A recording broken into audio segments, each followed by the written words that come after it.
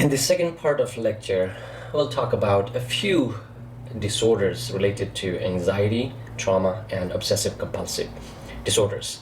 Now, if you look at the chapter, you have quite a few disorders to look through when you talk about anxiety. However, I don't want you to overwhelm, and also we build the foundation for the etiology and possible causes for anxiety related disorder in general. Now we'll spend some time talking about especially distinguishing or differentiating these disorders from one to another. And under anxiety related disorder, we'll spend some time talking about panic attack, agoraphobia, generalized anxiety, social anxiety, and specific phobia. I will exclude selective mutism and suppression anxiety disorder, not only from the lecture but also from the exam, because I want you to focus on these disorders for this particular category. And under trauma, just focus on PTSD, post-traumatic stress disorder. And you are welcome to look over, review other disorders under this category, but in exam, expect questions on PTSD only. And under OCD, we will be focusing on OCD alone and excluding hoarding, body dysmorphic, trichotillomania, and excoriation disorders. Okay. Now, let me go back to the slide before this. Now, when you look at these anxiety-related disorder, one might wonder, why do we have so many types of anxiety disorders? Well, that's the primary focus of my lecture, and it should be your concern as well. We're not trying to master all the symptoms in these categories. However, we try to identify what makes these disorders unique and deemed necessary to be in DSM-5. Now, if you look at panic attack, let me turn my pen on.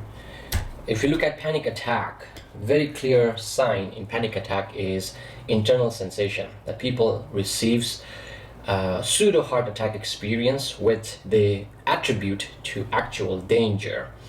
And again, in a very brief term, agoraphobia is more about inability to escape from a place and feeling or perceiving that help might not arrive on time. Now, I'm trying to give you a prototypical symptom that makes these disorders unique. And what is generalized anxiety? Well, look in detail, but if you think of generalized anxiety, it is about worrying about almost everything. So it's a disorder of worriness or worrisome. The people worry about almost anything in their life, minor or major. It could be health, it could be life, academic performance, so on. Social anxiety is unique because people in social anxiety is afraid of or apprehensive about being criticized and humiliated. And there's a specific specifier in this category we call performance specific, right? And specific phobia, and also the other term for social anxiety disorder is social phobia. And under social specific phobia, there are quite a few categories. At least we will talk about 4 categories of phobias. And here you have unrealistic fear about a situation or object or event that could lead to excessive worry or anxiety in individuals. So that's what makes these disorders unique from another. And even they have anxiety in general, in all of them, they have specific anxiety related substance. Now we will see one by one. Let's take a look at generalized anxiety. The best example for this disorder you will see in Irene, Irene, the character or the story that is presented in the textbook. She is depicted as an A student who seemed to do well in school but worries about her grade. Good with relationship but worries about failing in it. Healthy but worries about getting sick. Basically, she worries about almost everything she could think of. So in generalized anxiety disorder, which is a relatively new condition and continues to surprise psychologists and researchers because of its nature. They seem to have some unique features. That's what we're trying to highlight here. They seem to focus on minor everyday events, and there isn't one particular, just like in social anxiety or specific phobia, they are not concerned about one particular object or event. And this makes it harder to diagnose. And if you look at their manifestation, how it comes to play, it could come from inheritance. So we'll look at some causes. But if you look at the symptom criteria, not to memorize, but you will see it's hard to pinpoint what do they worry about. Well, it seems they worry about worries. They are concerned about their own worries. And it's in a way, lack of problem solving skills. They worry about academic, social, appearance, performance, etc. They worry about job, family, chore, and appointments. And they tend to have this worry out of proportion. It's like an excessive worry that makes them even harder to calm their body when they are tense. So we will see some study reported in our textbook that when you compare individuals with GAD, generalized anxiety disorder, and normal individuals who don't have anxiety disorder, individuals with GAD tend to have chronic severe muscle tension. That means they cannot relax their muscles as quickly as a person without those conditions. And it could also lead to some more debilitating conditions. You might be able to identify with some of them. If you worry about things too much, one of them is procrastination, because in a way you are trying to do your best, and that is again leading to over preparation, and that pushes the time that you're supposed to submit your work. And people, if I see that not in a at a level of disorder, but I do see that students, those who tend to procrastinate, they tend to worry a lot more compared to students just like us to turn in their assignments or complete their work. And that could be an indication there's excessive worry about these deadlines. And people normally develop generalized anxiety disorder over 45 years of age, and more often in women. And they do recover, but generalized anxiety disorder tend to last about 12 years of a time. And when we look at some other important information, which is the causes. Now, it's always useful to recall the Athesis stress model, because it gives us a better picture when trying to develop this integrative approach, right? Multi-dimensional integrative approach.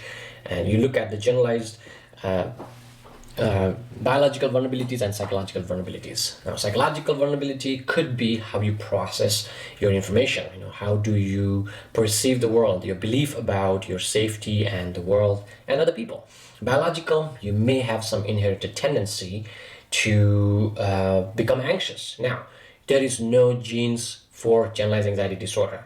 There are genes for anxiety itself. So I don't want you to think there are genes that causes GAD. So people have tendency, that's what diathesis is, they're vulnerable, they are more likely to have strong response to life events.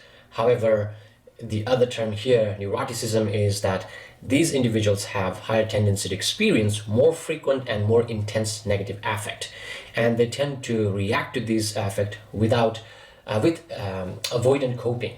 In other words, instead of facing those situations, they tend to run away.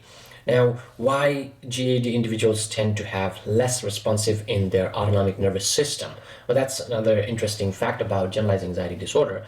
Individuals with GAD, they tend to have a slightly disconnection between left and right hemisphere activities. Why? Well, they worry about almost everything, and I like to joke about attention. Your attention is single piece, and I use them as a denominator. Now, if you have one task and you have one attention, you're giving almost 100%. Let's say you have now, I think I have to have this one is the attention, this is the number of tasks. So one task. Now, if you have two tasks and you have single attention, that means you have to divide your attention to these two tasks. That means you only give 50% of the time. And if you have 5 tasks going on, you have only 1/5 of your attention is given to that particular task. Now, if you worry about too many things, it's hard to pinpoint how many things you could worry in a day. In Iron's case, she could worry about as many as 10, 15 things. And if you remember the video I posted, I added in previous lecture, you saw that how fast they talk, how their body responds, they could worry about so many things. Now, coming back to GAD, when your attention is preoccupied by worrying about other things, there is little time to process certain information. For example, in GAD, you see that individuals don't have those images or the pictures of those information because they're already preoccupied to avoid them, and they tend to have less connection. Now, the other important aspect in GAD here is that those individuals tend to have a weaker or inflexibility in autonomic nervous system, that is sympathetic and parasympathetic nervous system. Parasympathetic nervous system typically allows people to reduce fight flight freeze responses by sending proper mechanisms to heart to reduce the heart rate, but people with GAD tend to have trouble with that, and that's why they have prolonged muscle tension. They also call this autonomic restrictors because they are less responsive to those soothing or parasympathetic activities, and they tend to worry about those events quite often. And they also notice that from the term is Stroop word color naming task. They try to identify how they process information. Well, they found the cognitive activity seemed to be slightly different when they are the worry. The cause of worry or the item of worry is personally relatable. So that's another important part in GAD.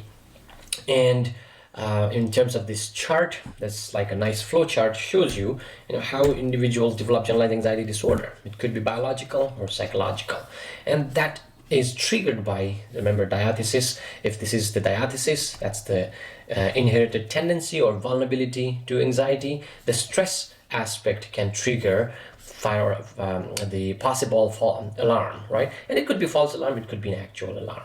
Whatever that is, even it is an actual threat. Let's say you were late for your appointment, you have a little bit of cough, any sign could be possible trigger to lead to anxious apprehension, and that could lead to your physiological changes, and you try to solve it, but again you fail because you did not allow to sync the information, what you perceived and how you felt, together, and the problem solving is pretty weak in this part, and they couldn't use proper coping skill. They could not reduce their muscle tension, heart rate, and that lead to intense cognitive processing. That means your attention is more preoccupied by worry itself. You cannot have effective coping skill, and you cannot have full picture of the situation that you're trying to resolve, and that lead to inadequate problem solving skills. With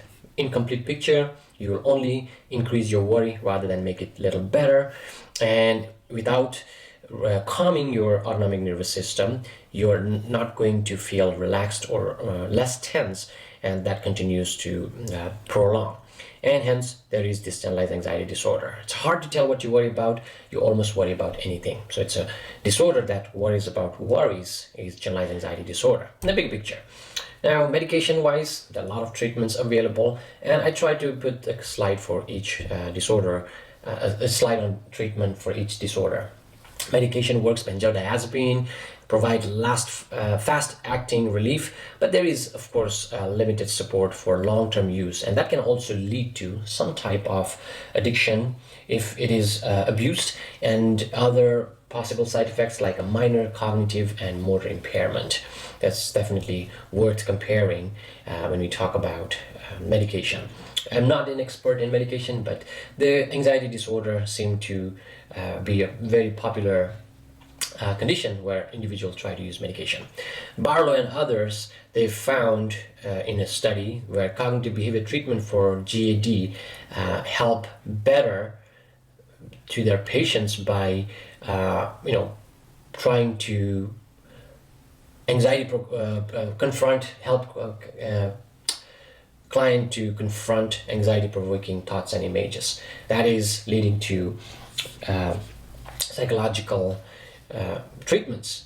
Now, if you compare cognitive treatment, and one of the most commonly used treatment is, of course, exposure therapy.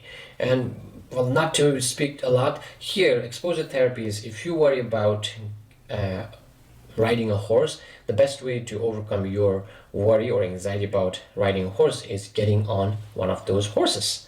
So exposure is facing those situations. It could be in vivo, or it could be imaginal, right? Imaginal. So you could do actual in real life exposure, or you can do imaginal.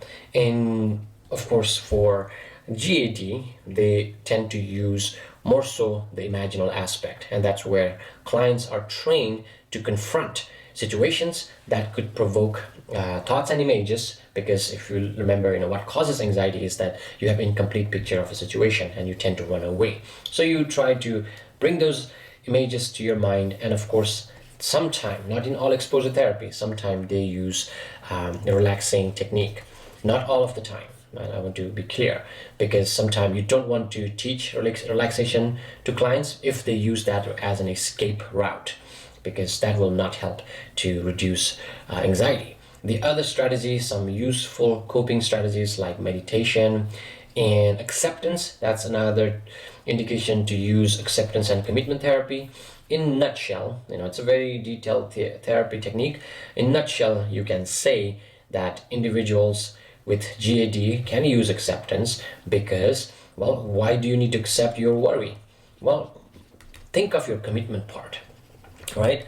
Commitment part. This is also related to one of my research that I've done. If you value good grade in school, taking 5 classes or 4 classes per semester, 20 to 40 hours of work, and healthy lifestyle, right? You have quite a few commitment that you value in your life. And if your anxiety is taking over these commitment that you have, which makes your life meaningful, isn't it better to accept this worry, and despite your worry, you continue to stick with your commitment? That is what acceptance and commitment therapy is about. Despite your worrisome about many things in life, you continue to do what you value in your life. You stick to your commitment by accepting that distress or imperfection of life. And that leads to, of course, once you continue to do that, that leads to reduce in those symptomatic expression. You don't remove your anxiety, but you learn to live with it and manage that, so you don't lose things that you value in your life. And meditation, I would definitely caution you, because I have incidents that I teach mindfulness meditation, and I do plan to do a session perhaps in right after depression chapter. When you talk about meditation, one of the most commonly used technique right now is mindfulness meditation, right? And those who don't know the proper skill, mindfulness meditation, they might get overwhelmed by mindfulness meditation. A student of mine learned mindfulness meditation in my class, and she went to teach her friend who has test anxiety, and taught her to pay attention to her thoughts. Unfortunately, the friend didn't learn it properly. She only focused on the thought, and she was carried away by those thoughts, and her intense anxiety led her to flee the exam room. So make sure you know properly how to use it, but it could be helpful, because here you try to separate, and this is a term we'll discuss, thought action fusion, and try to be mindful of the present moment rather than thinking about what will happen in the future. You try to stay with those worrisome thoughts and try not to judge it, try not to label them as good or bad, just like see them as it is. That is one simple advice of mindfulness meditation. So that could work as well. Okay, let me ask you one question here. Next, we will consider panic attack, panic disorder, and agoraphobia. Now, what constitutes panic attack? When person experiences pounding heart, sweating, trembling, shaking, feeling of choking, chest pain, nausea, feeling like you're going crazy, you're losing control, and fear of dying. When you have these symptoms, 4 or more symptoms, you are experiencing panic attack.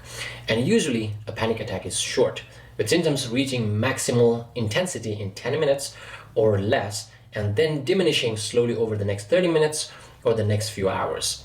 Now, panic attack can accompany overwhelming sense of imminent danger, including to your life. But when you talk about panic disorder, we're looking at more than just the panic attack itself, but somebody has this unexpected panic attacks, who worries or fears about another panic attack, and that fear persisted for a month.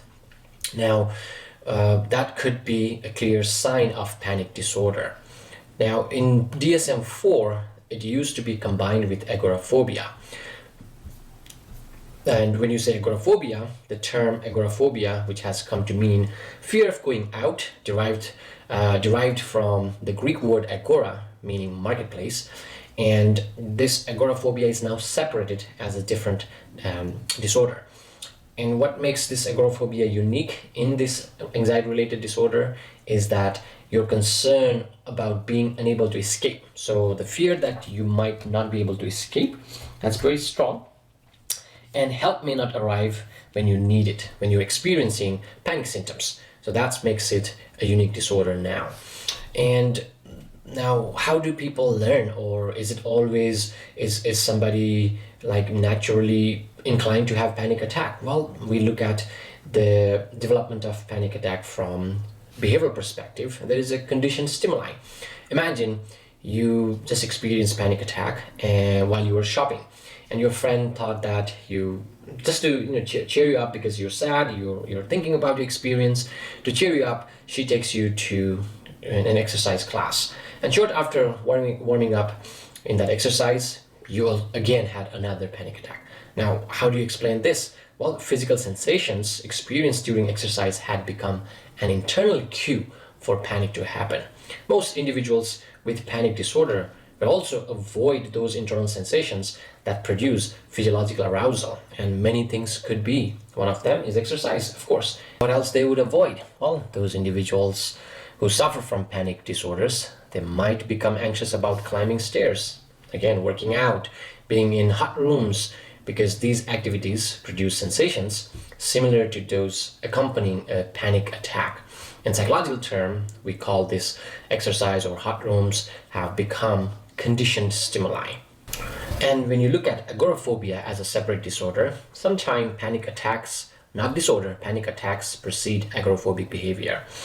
Those individuals with agoraphobia, they tend to avoid public transportation, open spaces, enclosed spaces, standing in a line, being outside the home alone. Those situations can provoke fear because they worry that they might not be able to escape and help might not arrive on time.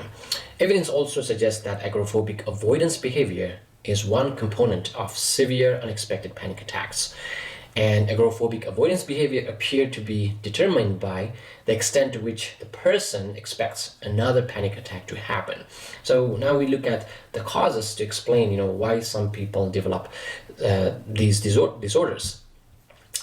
Generalized biological vulnerability takes us back to diathesis stress model. Some individuals do inherit genetic tendencies to respond with anxiety sensitivity, and their alarm reaction to stress is significantly stronger than individuals without such vulnerability. And the cues that associated with situation, if you had been in a marketplace or you've been in areas that you experience panic attack, that could become conditioned, and that is again that associated with your physiological sensation and the surrounding. It's a learned behavior. It's a learned alarm system. And psychological vulnerability, we talked about two, and it's worth keeping in mind. One of them is generalized psychological vulnerability. That is your belief, how you perceive anxiety works, and some interoceptive awareness. That means your internal alarm system, how you have trained yourself to use those cues to explain as if it's an actual danger. And specific psychological vulnerability is the learned part, where the people, when you have panic attack, they tend to catastrophize normal physical sensations. And we will see that when we talk about treating individuals with panic disorders, we try to learn them to change their response to those physical cues. And actually there is a mini panic attack treatment we'll talk in a little more detail. And in terms of treatment, what works the best? Well, medication does help, not without any side effects.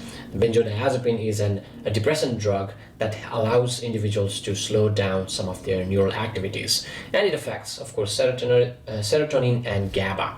Now, when you compare these medication, and most commonly used medication like benzodiazepines, SSRI, they tend to have high relapse rate after stopping those medication. That means as long as you use it, it seemed to work, and when you stop, that didn't work. So what inspires researchers is like, well, what else can be done for individuals with panic attack and panic disorder and agoraphobia? Well, a major double-blind research study sponsored by the National Institute for Mental Health looked at the separate and combined effect of both psychological and drug treatment for patients who suffer from panic disorder.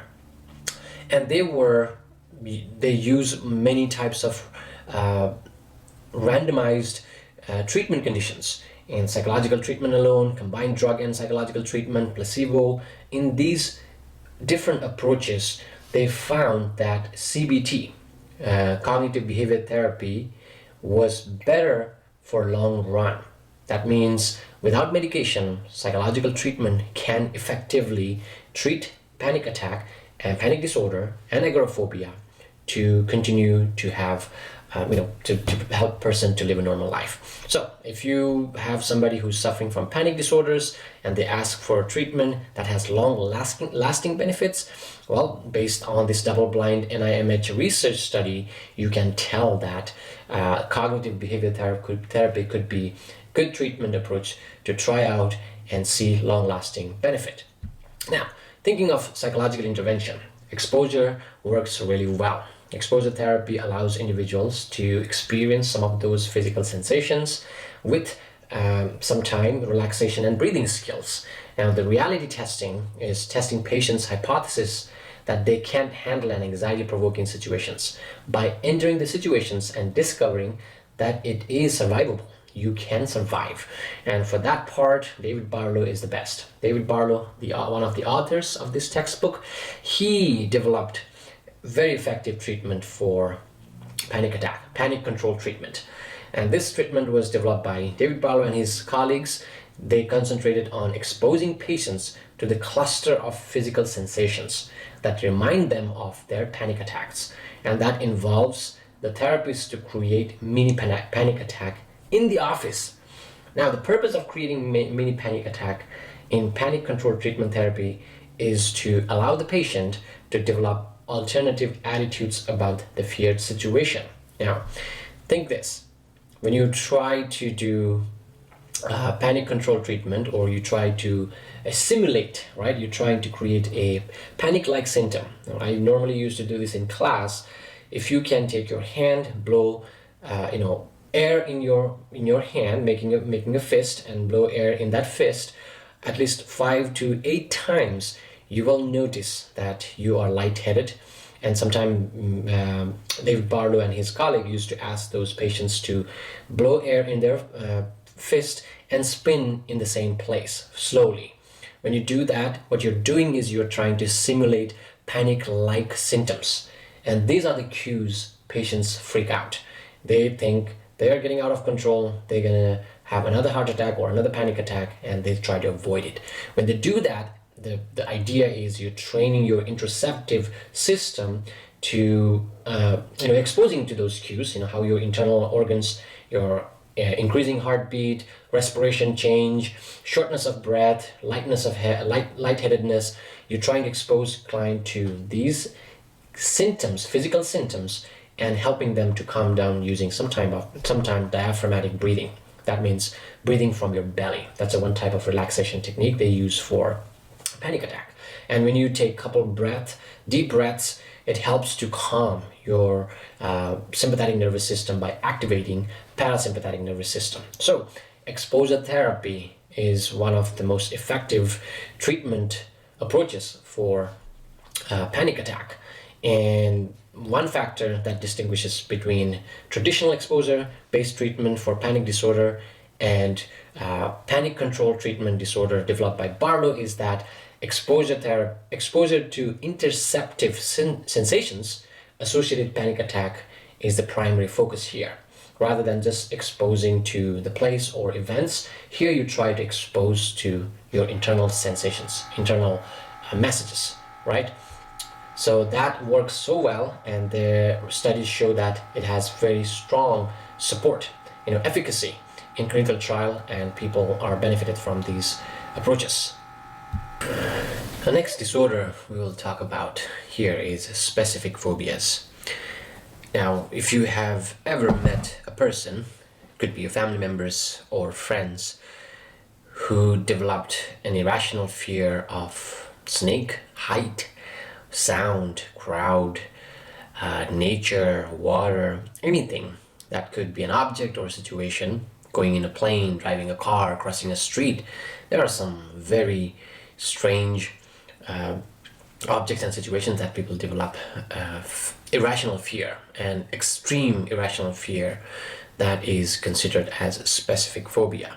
Originally, specific phobia was called simple phobia, because then, this was before fourth DSM fourth edition, they didn't think it was that big of a deal. But researchers thought it was not as distinct or unique in compared to other disorders like agoraphobia or panic disorder. Now, new studies show that specific phobia could be as complex as any of those disorders in anxiety-related disorders. For example, people can develop phobias in many things, and the textbook says that there could be as many phobias as there could be objects in the world. That's fascinating, right? And these phobias can be developed with or without direct experience, which means direct contact with those objects or situation. This is what makes it more interesting, because sometimes you might have phobia of, I'll say, yak. It's a type of cattle that is only found in Himalayas.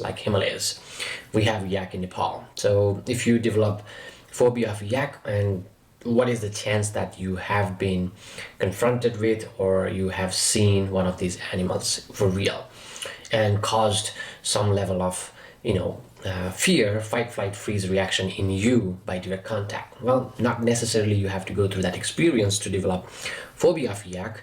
You could just either vicariously learn it, that means secondhand learning, or just seen by modeling or being exposed to one of those situations. So many ways people could develop specific phobia. That was the point I'm trying to make here. That's where DSM-5 listed 4 areas of specific phobia that could be object or situation that accompanies these symptoms of extreme and irrational fear. And people, those who have this condition, tend to fear those situations almost always, and that provokes anxiety. And because, well, we have lots of fear, right? I have never seen a real life volcano. I have never seen, I was in tsunami, but I have seen earthquake. I have never seen wildfire.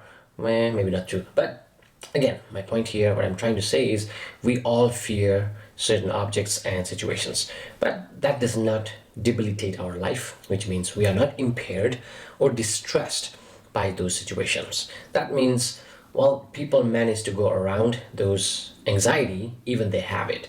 Even it is so strong and related to direct experience.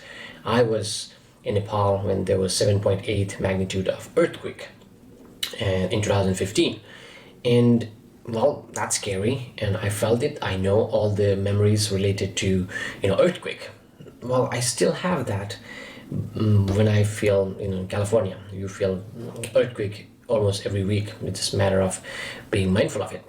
But that does not impair or distress me all the time. So the point is that some individuals with direct experience may not develop those kind of phobia, specific phobia, but some individuals with or without direct experience could develop this disorder.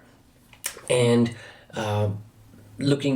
if you look at page number 148, I believe, 5.4 table, you will see some interesting phobias that people could develop. Like one of them, my favorite, was acousticophobia, phobia of sound, or agiophobia, crossing street, or another one is apiphobia, or algophobia. AP is B or algo is pain. Now, all these terms related to experience or incidents or situation or object. Interesting that imagine you have aguillo, crossing street phobia. I don't know how you're going to function. And there are people, one of my clients, who had avoided flying in a plane because of course, phobia. And she avoided many things, many meaningful things in her life related to her children. That because she skipped weddings, she skipped some funerals, other important events and family gatherings because she couldn't take a plane. Unfortunately, that was long past before she was exposed to the treatment approach. So if you are distressed and impaired by these irrational and extreme fear to object or situation, that could be a very painful way to live a life. And this is one of the most prevalent psychological disorder in the general population. And people do experience a panic attack in a specific situation, and sometimes they have this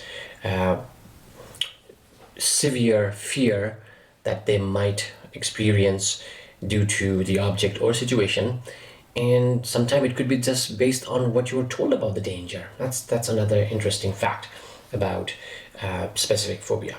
Now, what are those four categories? Well, to keep it brief, if you remember Judy's story, she had blood injection injury phobia. Now, this is one of the very unique specific phobia, because in other situation when you are anxious, your blood pressure, as soon as your sympathetic nervous system kicks in, your heart rate goes up, blood pressure goes up, so is your respiration, and so on. However, those who have specific phobia and the qualifier as blood injection injury, they tend to show decreased heart rate and blood pressure, and that lead them to fainting. And that's the fascinating aspect of blood injection injury phobia. And these individuals also tend to have a very high rate of inheritability. That means these individuals inherited vasovagal response. That means your tendency to have this strong anxiety reaction to blood, and even from the Stroop color naming task, when you are shown the particular color related to your phobia, individuals seem to have slight delay in their cognitive processing. So that's like one type. The other type could be situational, and situational phobias are similar in some ways to panic disorder. They could be flying or driving, and they could be accompanied with like a no cute panic attack. And these individuals could have this response in a place where certain incidents happen. Like, if you go to New York and you see that the World Trade Center area, that could lead to, that extreme and irrational fear.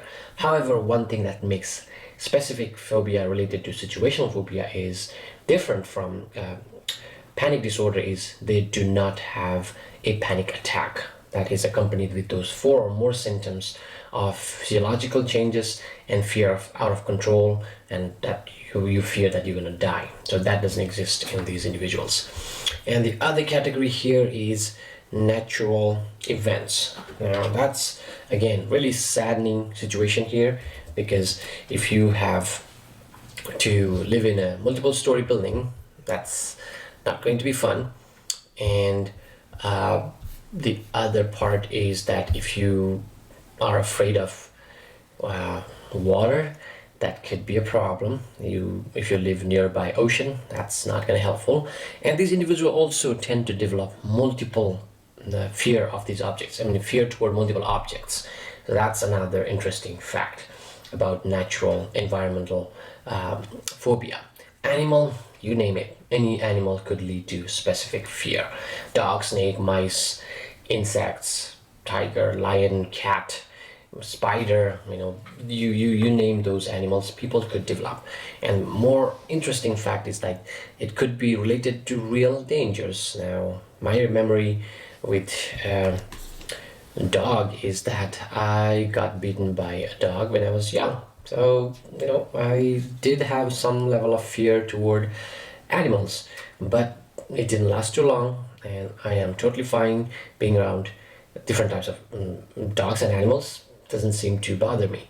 But some individual may not have, again, direct experience being threatening their life and still show strong response, especially that fear and anxiety toward those animals.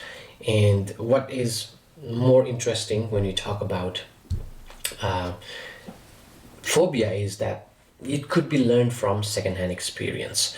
And again, the chart here, it shows, if you look at this diagram, it gives you some sense. The people sometimes they are uh, directly experienced with strong anxiety provoking. It could be object or situation, like I can relate to being in experiencing tsunami firsthand when I was in Sri Lanka in 2004, I believe, and then being in Nepal when there was a natural disaster for 7.8 magnitude earthquake, and being in war, not as a victim, but during in Sri Lanka there was a major crisis between the government and the Tamil Tiger.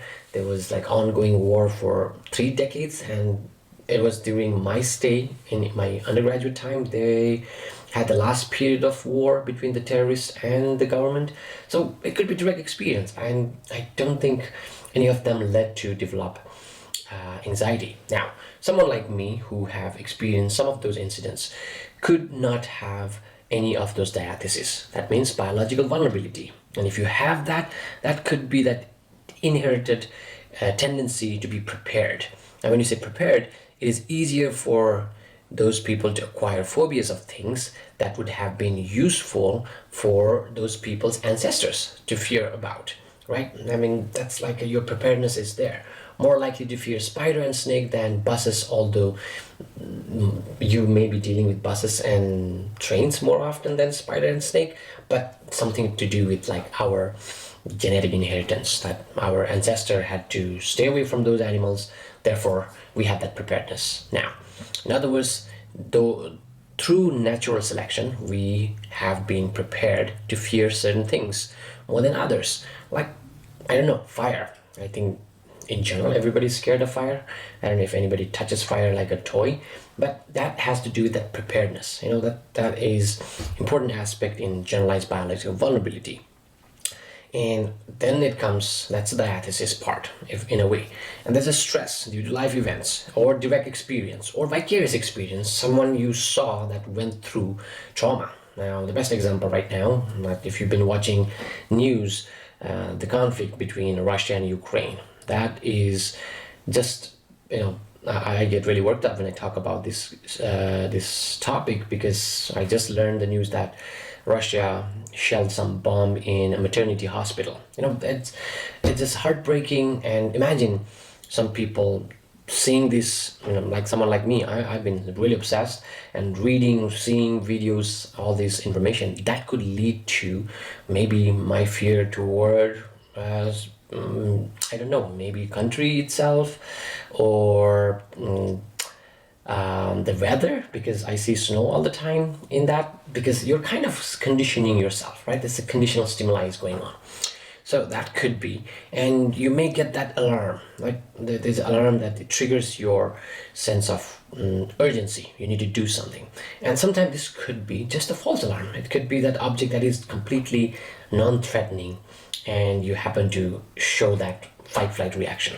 And whichever way you received it, it could be learned, and that lead to some of your modeling that happened around you, a specific object that you have seen before or confronted that seemed dangerous, that could lead to your belief about, that's the generalized psychological vulnerability, your belief about those objects, and your anxious apprehension focus on future contact with those objects that might repeat again, kind of understanding that could lead to specific phobia. Information transition is like learning about a subject or object being dangerous. That's like not even seeing somebody go through, it's just you've been told. That could lead to developing specific phobia. So it's not simple, it's a very complex complex condition that people develop.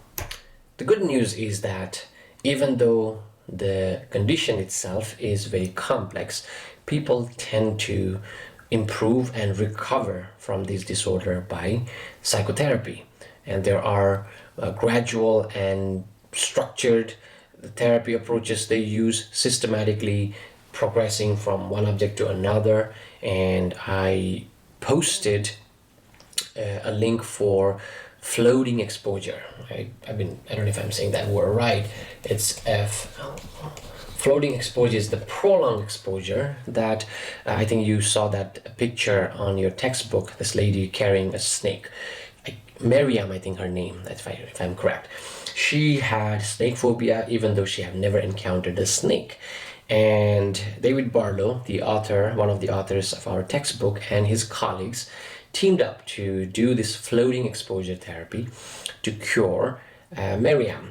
And that lasted about 4 to 5 hours. Just a spoiler alert, if you watch the video, you will realize that those individuals can overcome anxiety by exposure therapy. Well, when you do this, what's happening is, like, let's say someone who fears spider would first look at the picture of spider and the video of spider.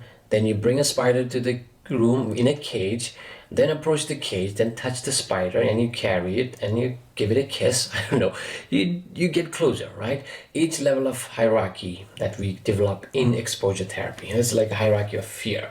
You develop a nice hierarchy of fear. You start with the least threatening to the most threatening situation. In spider story, it could be just talking about it, and the most, it could be touching spider. And if you have a fear of flying, you develop a hierarchy with your client. And if the least one is just, again, seeing a picture or watching a video, to buying a ticket and actually flying in a plane. So what you do there is, it's a graduated and structured approach. Exposure therapy works the most for a specific phobia. And if you have watched that video, you know what I'm talking about. It can be cured within a few hours, but the matter of your choice. Do you want to go through that very tense 4 hour of therapy just to overcome lifelong trouble, right? If you have difficulty sleeping, you're drinking alcohol, you are avoiding many routes in your life, streets and places because of your phobia. So treatment is very effective for specific phobias, and sometimes they use relaxation. And of course, your sympathetic nervous system is overactive when you are anxious about the object, and you might want to try somehow to bring balance in your interoceptive system, like you're trying to activate your parasympathetic nervous system. Even the textbook says that it's not often a part of empirically supported treatment, but it does seem to be it's like a conventional wisdom to try something about using a breathing technique, and it could be diaphragmatic breathing or systematic desensitization technique or progressive muscle relaxation technique, mindfulness technique, other loving kindness techniques. So people use different approach to help individuals with specific phobia. Let me ask you a couple of questions. For trauma and stress related disorders, we'll focus on PTSD, post-traumatic stress disorder. Now, when you look at the list of disorders that we have been discussing so far, you might wonder, why do we need so many types of disorders? That's a good scientific question. In research, we tend to look for mechanisms, the ingredient what makes a particular phenomenon work. So if we look at trauma and stress related disorder, the few disorders here, attachment disorder, adjustment disorder, acute stress disorder, and PTSD, they do share something that is not shared in other disorders under anxiety-related disorders. So if we just looked at anxiety-related disorder, they have all shared idea of fear and extreme anxiety, but they don't necessarily experience debilitating, stressful life events or intense emotional response that happens in trauma and stress-related disorder. So these actual stressful events and intense emotional response happen in trauma and stress related disorder, particularly in PTSD. They have a very close contact with this stressful life event along with strong, mostly negative emotional responses.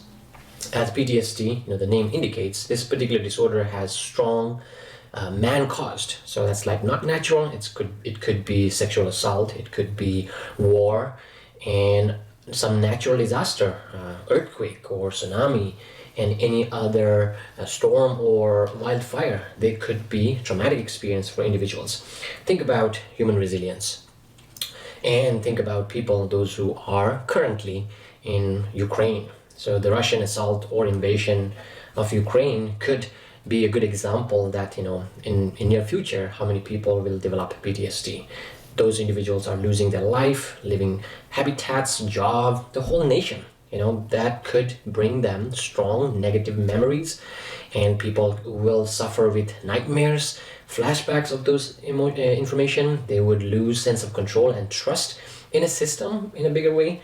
And another possibility in PTSD is that collective trauma. You may not experience trauma for yourself, but your family members, immediate relatives, friends, those who have gone through and you witness, that could be traumatic experience. And that could lead to sometime numbness of emotion, because, in a way, it's a defense mechanism. You're trying to suppress those memory, deny, to the point that some individuals develop dissociation with those experience, right? In one way, when you are experiencing trauma, you are hyper alert about those traumatic experience. In my case, I remember when I had my car accident, I was pretty sensitive about people driving in front of me when I drive the same route, which happened to be just across my living area. So there is constant awareness. And sometimes people also engage in this self-harming behavior, because that could be a way to cope with some of those traumatic experience, and they try to distract themselves. Alcohol using, that could be another problem. Now, people are resilient. They can have traumatic experience. Like, I think of myself, I have been through earthquake, I have seen tsunami, I have been in a car accident. I think I don't have PTSD with those experience, because some supporting or protective factors like social support and like the processing of those experience, so that leads to not having interpersonal interference, right? When I think of those traumatic experience, it didn't interfere my daily activity. It didn't disturb my relationship, or it didn't stop me from doing what I normally do. So people do go through that, and those individuals, those who have constant recall or the memories of that experience and nightmares, flashbacks, that could be a strong numbness of emotional responses. That could be strong reason that individuals are developing PTSD. And if you think of what causes PTSD, and it's very clear from the word itself that we know trauma is a primary cause. Other possible reasons, the book talks about twin studies. They try to compare monozygotic and dizygotic twin individuals, that's identical and fraternal twins, and they found that individuals who are monozygotic, that means identical twins, have twice of a chance to develop PTSD in compared to the other counterpart. And genetically, if you think, we might have biological vulnerability, that you inherited certain tendency for trauma-related disorder. However, stress definitely contributes a lot. And thinking from general psychological vulnerability, if individuals have unstable family, that leads to unpredictable and uncontrollable life events. And again, you can think they do also have very poor social support. That could increase the greater risk of developing PTSD. And it also leads to increase in cortisol secretion, which is extremely important to regulate your serotonin. And it could affect your individual's hippocampus, and that has strong connection with chronic arousal, constantly scanning for danger, and also interrupts your learning and memory processes. So definitely there are some downside of having this chronic stress that could even change our neurological communication. And one thing interesting, when you look at the clinical description of PTSD and panic attack, they do share similar feature. And in panic attack, the alarm that you receive from physical sensation could be false alarm. But at least in PTSD, the initial alarm is real, because you experienced the traumatic event that led to have this emotional numbness flashback, and nightmares. Now, thinking about treatment part, well, definitely medication can be useful, and SSRI, specific serotonin reuptake inhibitor, seems to work because it helps to slow down the process of serotonin, one of the neurotransmitters related to mood. And it also seemed to work well. PTSD seemed to be treated well with cognitive behavior therapy. Now, if you think, how does this work? Well, definitely we think of exposure therapy. And why exposure therapy? Because your negative affects, those emotional numbness, your cognitive distortion, thinking that, the world is unsafe, you are not safe. Like I think about Ukrainian individuals, they might have that strong disbelief about people now, and to some extent that's true, but it's not always true. So exposure therapy helps people to change their attitude, change their conditioned stimuli to process it differently. And here you don't want to do in vivo, because I think in vivo could be more harmful. In vivo could be more harmful than beneficial. That's why you try imaginal exposure. And the other one that's frequently used is virtual, especially for war veterans. They tried that and it showed very effective outcome. And it's a very graduated, that means gradually, just like any exposure therapy, you help people to use this exposure, sometimes prolonged exposure therapy. And one interesting fact is they allow those patients to take a nap because it improves that learning of extinction. You're trying to change your reaction toward these memories, your selective memories, your emotional response to those memories. So napping increase their learning and extinct the arousal and have less anxiety toward them. And one fascinating concept here, finding, is that if you want to change, if you want to help individuals with PTSD, it seems like cognitive behavior therapy alone can help a lot.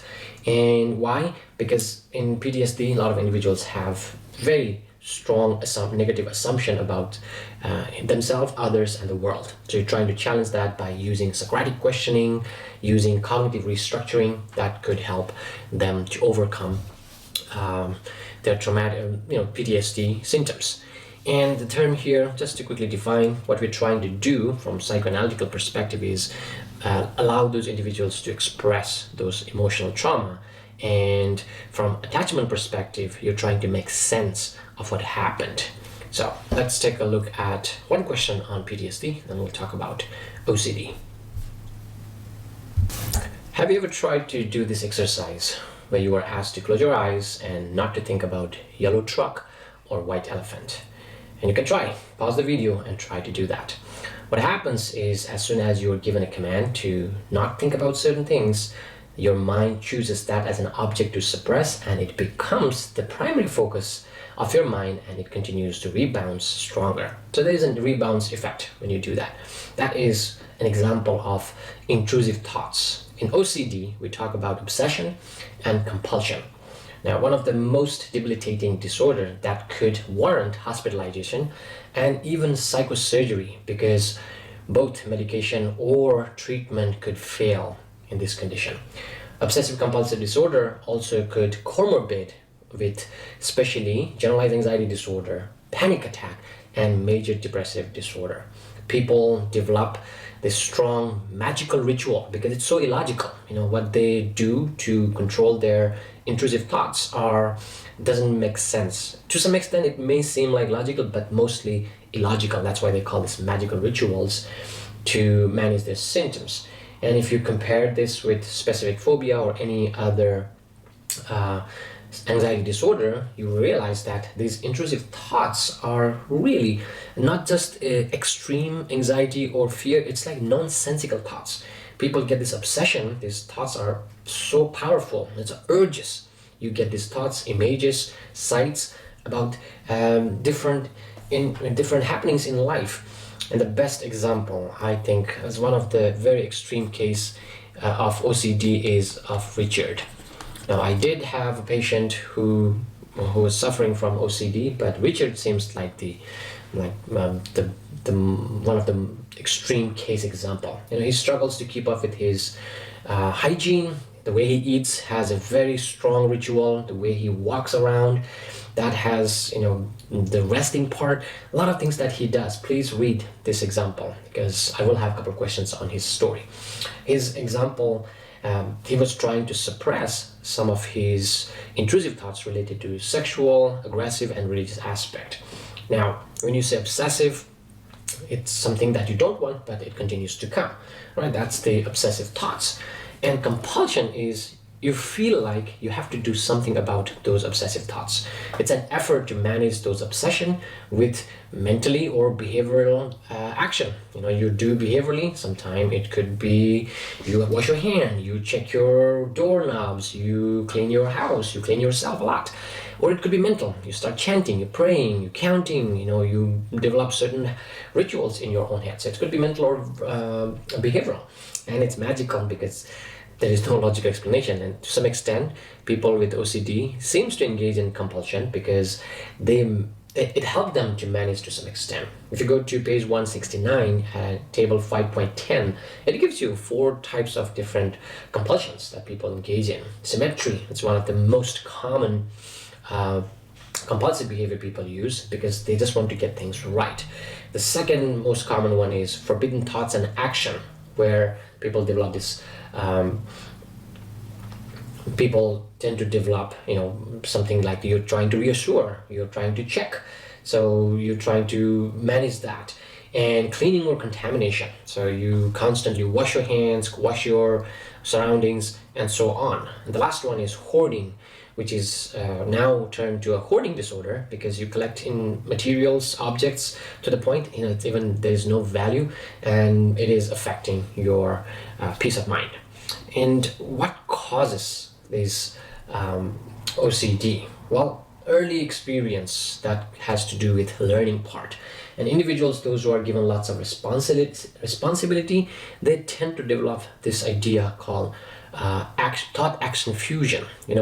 We all have bizarre thinking. We all have sometimes weird ideas. Like one of my weird thing is when I'm driving on the freeway, I just want to stop middle of the freeway. You have those intrusive thoughts, but you don't act on it, and nor those thoughts are real just because you think about it. So people develop this thought action fusion where thinking is as bad as doing it. So that could be a strong reason. And the study shows that when individuals are given too much responsibility, and when individuals have strong religious belief, not one particular religion, any religious belief, they tend to have very severe thought action fusion, which leads to developing severe OCD. Now, it's hard, right? You engage in those compulsive behavior because you want to suppress those disastrous consequences or ward off those intrusive thoughts, and you try to engage in mental or behavioral compulsion. And sometimes you try to find a way to manage your strong urges by developing your own different ritual. And it is behaviorally, from behavioral perspective, it works because you are kind of engaging in this contingency. It's a temporary relief, but it maintains the problem. So we do that too, because if you hear some sound, you go and check, but it doesn't come to the point for us that we are reinforcing our obsessive thinking. But people with OCD, they suffer a lot because of a person like Richard. It gets more complex, and it gets a lot harder to manage those symptoms. And the interesting fact is that when you look at the cross-cultural research, they showed that prevalence of OCD is very similar across cultures. So that means in any culture you go, that could be similar features to be found. And my patient was from Sri Lanka, and she did have similar issues. She was cleaning her kids 2 hours and washing them with the whole soap bar, and it was very, very extreme to manage those symptoms. And they engage in compulsion because they want to reduce that frequency of those obsessive thoughts, but in return it just increases. It doesn't go down. Right? Now, how do we treat these people? Now, if you want to help these individuals, well, if you look at the cause, then you know that there's some type of biological aspect, and there's also individuals could have this psychological vulnerability, right? It's not just one.